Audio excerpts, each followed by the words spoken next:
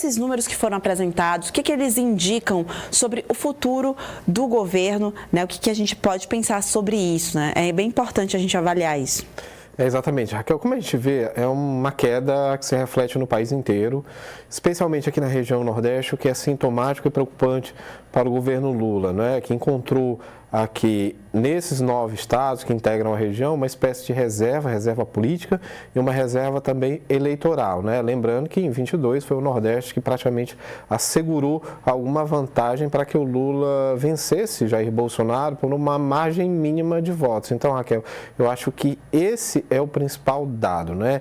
O Lula caiu no Nordeste, caiu também entre mulheres, caiu entre jovens, caiu entre negros e a sua rejeição cresceu, inclusive, entre católicos, não é? Que era um segmento, acho que por oposição aos evangélicos, tinha um pouco mais de simpatia em relação ao presidente da República. Então, no geral, é um quadro muito ruim, lembrando que isso é a avaliação do desempenho do presidente da República, não é pesquisa eleitoral, né? Por enquanto, já que não se sabe quem deve enfrentar Lula, se ele for candidato à reeleição, em 2026, né? Algumas pesquisas desse teor já foram feitas, que mostram, inclusive, que, mesmo numa situação negativa, Lula hoje venceria alguns nomes importantes do campo da oposição. Exemplo, Jair Bolsonaro, que está inelegível, mas vem sendo testado, o próprio Tarcísio de Freitas e o Zema. Mas o que é fato é que o governo tem uma tarefa gigantesca pela frente, não só fazer com que os preços caiam, acho que isso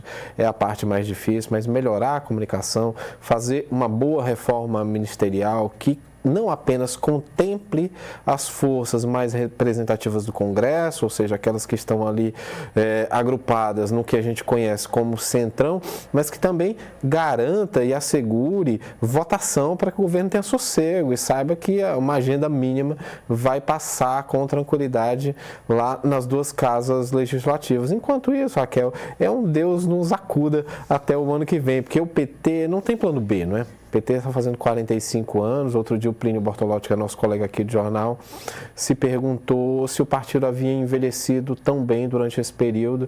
E o que a gente percebe é que ao longo dessas 4 décadas e meia, a legenda, que é a principal de esquerda no mundo, não conseguiu produzir uma outra liderança da envergadura do Lula. Então, é uma dificuldade com a qual ele tem que lidar, não só em 26, mas nos pleitos seguintes.